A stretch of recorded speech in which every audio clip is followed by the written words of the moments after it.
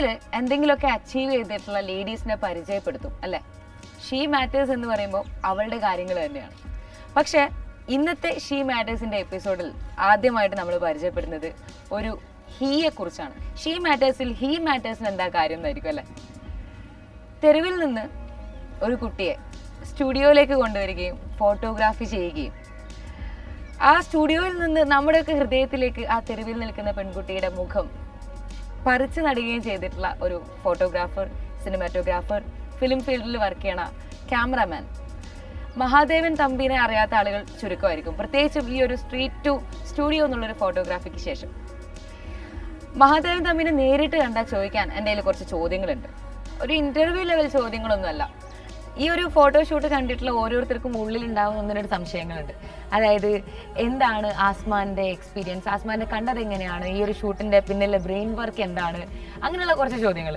അതിൻ്റെ കൂടെ തന്നെ ഏതൊരു നാണയത്തിനും രണ്ട് വശങ്ങളുള്ളത് പോലെ തന്നെ ഈ ഒരു പ്രസ്തുത ഫോട്ടോഷൂട്ടിനെ കുറിച്ചിട്ട് കുറ്റം പറയുന്ന കുറച്ച് ആൾക്കാരുണ്ട്.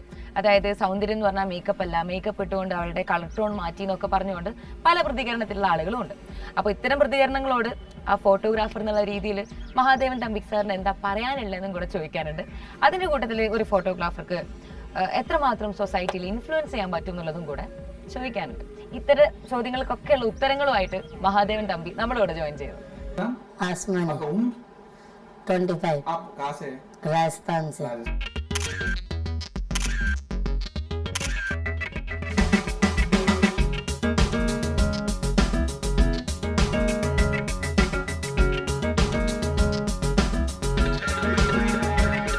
പെട്ടെന്നുണ്ടായ ഒരു കോൺസെപ്റ്റ് അല്ലേ, ഈ കോൺസെപ്റ്റ് ഒത്തിരി നാളായിട്ട് ഇങ്ങനെ മനസ്സിൽ ഇങ്ങനെ പ്ലാൻ ചെയ്യുന്നുണ്ടായിരുന്നു.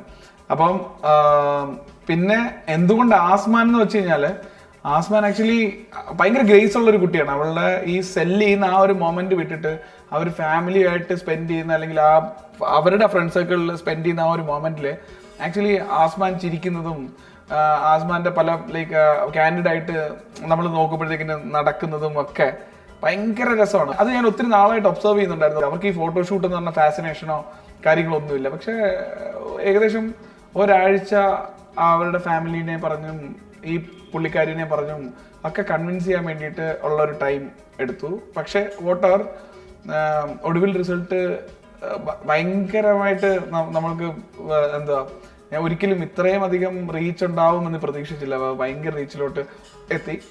എന്താണെങ്കിലും ഭയങ്കര ഹാപ്പിയാണ് ഈ മൊമെന്റിൽ ഈ ഇന്റർവ്യൂ നടക്കുന്ന സമയത്ത്.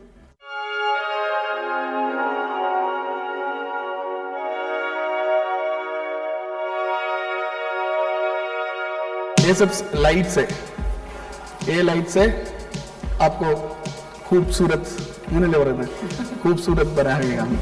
हाँ, ये तो बैकग्राउंड्स, ये देख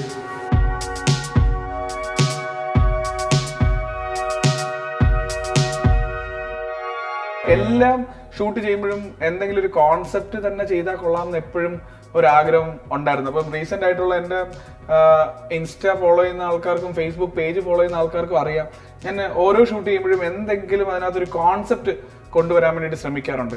അപ്പം നല്ലൊരു മോഡലിനെ ചൂസ് ചെയ്തിട്ട് പിന്നെ അവർക്ക് പറ്റുന്ന കോൺസെപ്റ്റുകളാണ് പലപ്പോഴും എടുക്കാറ്. അപ്പം ഇപ്രാവശ്യം എന്തുകൊണ്ട് ആ കോൺസെപ്റ്റ് ഒരു മോഡലിൽ തന്നെ ഒരു ന്യൂ ആയിക്കൂടാ എന്നുള്ളൊരു തോട്ടും കൂടെ അതിനകത്ത് കിടന്ന് നമ്മുടെ മൈൻഡ് സ്ട്രോം ചെയ്തപ്പോഴത്തേക്കിനാണ് ആ മോഡലിൽ തന്നെയായിരുന്നു ആ കോൺസെപ്റ്റ് ഇരുന്നത്. പിന്നെ നമ്മൾ ലൈക്ക് കോസ്റ്റ്യൂംസും ഫുൾ ടീമും എല്ലാം സെറ്റായി വന്നപ്പോഴത്തേക്കിന് അതിങ്ങനെ ഒരു പ്രോഡക്റ്റായി മാറി.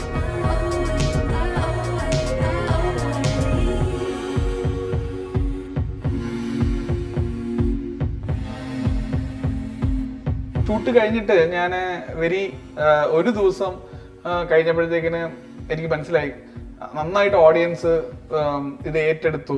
എല്ലാവരുടെയും വാട്സപ്പ് സ്റ്റാറ്റസും എല്ലാവരും അപ്രീസിയേഷൻസ് മെസ്സേജസ് ആയിട്ടും ലൈക്ക് കോളായിട്ടും ഒക്കെ വരുന്നു. പഴയ കുറേ സുഹൃത്തുക്കൾ വിളിക്കുന്നു. അപ്പോൾ എനിക്ക് മനസ്സിലായി ഇത് അത്യാവശ്യം നല്ല രീതിയിൽ റീച്ചായി എന്ന് മനസ്സിലായി. ഞാനപ്പം എന്താ ചെയ്തതെന്ന് വെച്ച് കഴിഞ്ഞാൽ ഈ എടുത്ത പിക്ചേഴ്സിന്റെ കുറെ ഓരോരോ ഇമേജസ് ആയിട്ട് പ്രിന്റ് ചെയ്ത് അത് ലാമിനേറ്റ് ചെയ്ത് ഫോട്ടോ ഫ്രെയിംസ് ആക്കി ആസ്മാന് കൊണ്ട് കൊടുക്കുക ചെയ്തത്. അപ്പൊ തന്നെ പുള്ളിക്കാരി ഭയങ്കര എക്സൈറ്റഡ് ആണ്. പുള്ളിക്കാരിയുടെ അടുത്ത് ആകെ പറയാനുള്ള ഒരു സങ്കടം ഇത്ര മാത്രമേ ഉള്ളൂ. ഭയ്യ അഭിമേ ഫേമസ് ഹോ ഗയാ, പക്ഷെ ഇപ്പം എല്ലാവരും ഈ സാധനങ്ങൾ മേടിക്കുന്നതിനേക്കാട്ടിലും കൂടുതൽ എൻ്റെ അടുത്ത് നിന്ന് സെൽഫി എടുക്കാനാണ് വരുന്നത്. അപ്പം എനിക്കൊരു പേഴ്സണൽ റിക്വസ്റ്റ് ആണ്, നിങ്ങൾ ആസ്മാനെ എവിടെയെങ്കിലും ഈ തെരുവിൽ വെച്ചിട്ട് കാണുവാണെങ്കിൽ നിങ്ങൾ സെൽഫീസ് എടുത്തോളൂ. പക്ഷെ അവർ ഈ ഉപജീവനത്തിന് വേണ്ടി നടക്കുന്ന ഈ വെയിൽ കൊള്ളുന്ന ആൾക്കാരാണ്. അപ്പൊ അവരുടെ ആ കഷ്ടപ്പാടും കൂടെ നിങ്ങളൊന്ന് മനസ്സിലാക്കണം. അവര് ഒരു ദിവസം മൊത്തം ജോലി ചെയ്ത് കഴിഞ്ഞാൽ ഏറിപ്പോയി കഴിഞ്ഞാൽ 600 രൂപ 700 രൂപയ്ക്ക് വേണ്ടിയിട്ടൊക്കെയാണ് ജോലി ചെയ്യുന്നത്. അപ്പൊ അവരുടെ കയ്യിൽ നിന്ന് മാക്സിമം ആ പ്രോഡക്ട്സും കൂടെ മേടിച്ചാൽ അവർക്കതൊരു വലിയ ഇതാവും. കാരണം ആ കുട്ടി ഇനിയും മോഡലിംഗ് രംഗത്തേക്ക് വന്നൊരു വലിയ മോഡൽ ആവാനൊന്നും അല്ല പുള്ളിക്കാരിയുടെ ആഗ്രഹം. സോ പുള്ളിക്കാരി നമ്മൾ ചെയ്തു കൊടുത്ത കാര്യത്തിൽ ഭയങ്കര ഹാപ്പിയാണ്. അപ്പോൾ ആസ്മാനും ഹാപ്പിയാണ്, ആസ്മാന്റെ ഫാമിലിയും ഹാപ്പിയാണ്, അത് പിന്നെ നമ്മളുടെ പ്രേക്ഷകരും ഹാപ്പിയാണ്. അത് തന്നെയാണ് ഏറ്റവും വലിയ സന്തോഷം. അവർക്ക് ഒരു ചിരി കൊടുക്കാൻ പറ്റില്ല നമ്മളുടെ ഈ ഒരു ചെറിയ സംരംഭത്തിന്.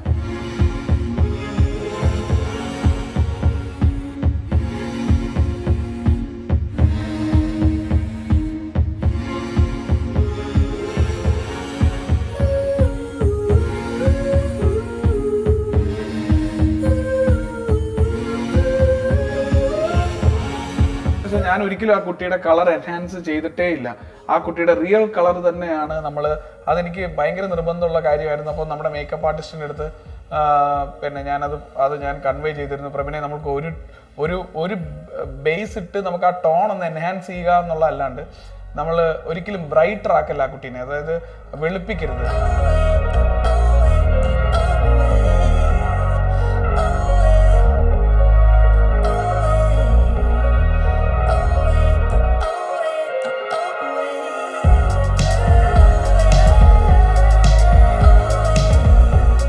പിക്ചേഴ്സ് നോക്കിയാലും അറിയാം, ഒരിക്കലും നമ്മൾ ആളുടെ ഒറിജിനൽ കളറിൽ നിന്നും മാറ്റിയിട്ടേ ഇല്ല ആളെ. ആകെ നമ്മൾ ബ്യൂട്ടിഫൈ ചെയ്തത് ലിപ്സ്റ്റിക്ക് കൊടുത്തു, കോണ്ടോർ ചെയ്തു, ഐലാഷസ് വെച്ച് കൊടുത്തു എന്നുള്ളതല്ലാണ്ട് വേറെ ഒന്നും ചെയ്തില്ല. അതിപ്പം ഏതൊരു നോർമൽ വ്യക്തിക്കും കുറച്ച് നമ്മൾ ആഡ് ഓൺ സാധനങ്ങൾ ചെയ്ത് കഴിഞ്ഞാൽ അവരും നല്ല ബ്യൂട്ടിഫുൾ ആവും. പക്ഷേ ആസ്മാൻ്റെ ആദ്യത്തെ രൂപം എല്ലാവരും എങ്ങനെയോ സോഷ്യൽ മീഡിയയിൽ അത് വന്നു കഴിഞ്ഞത് കൊണ്ടാണ് അത്രയും ഒരു ഹ്യൂജ് ഡിഫറൻസ് അല്ലെങ്കിൽ ഹ്യൂജ് ട്രാൻസ്ഫോർമേഷൻ ആൾക്കാർക്ക് തോന്നുന്നത്. അല്ലെങ്കിൽ തന്നെ ആ കുട്ടി ഭയങ്കര ബ്യൂട്ടിഫുൾ ആയിരുന്നു.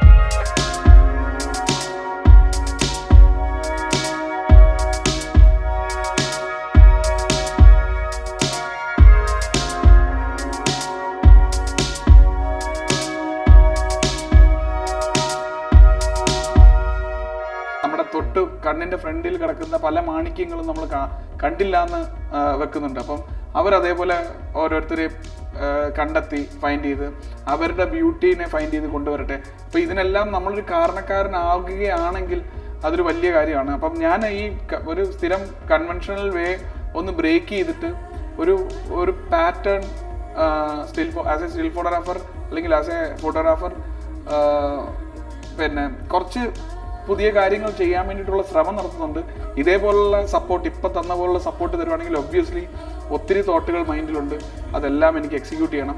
അത് പറഞ്ഞപ്പം എക്സിക്യൂഷൻ്റെ കാര്യം പറഞ്ഞപ്പോൾ ഒരു പ്രധാന പേര് ഞാൻ പറയാൻ ഉദ്ദേശിക്കുന്നത് ക്ലാപ്പ് മീഡിയ എന്ന് പറഞ്ഞ മീഡിയയാണ്. ആക്ച്വലി അവരുടെ സപ്പോർട്ട് ഉള്ളത് കൊണ്ട് തന്നെയാണ് ഈ ആസ്മാൻ്റെ ഷൂട്ട് നടന്നത്. ആ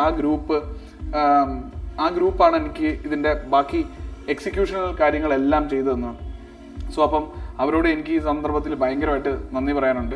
പിന്നെ ഒബ്വിയസ്ലി എൻ്റെ കോസ്റ്റ്യൂം ഡിസൈനർ ഷെറിൻ്റെ എഫേർട്ട്. അപ്പോൾ ഇതെല്ലാം ഞങ്ങളൊരു ഫ്രണ്ട്സിൻ്റെ സംരംഭമാണ്. ഈ ഫോട്ടോഷൂട്ട് कैसा लगा? पहले आया था डर लगा था, लेकिन डर मतलब पहले घबरा रहा था, इसलिए इधर आके फोटो लिए अच्छा लगा. आप फोटोज देखकर कैसे? बहुत अच्छा लगा. बहुत अच्छा लगा ना.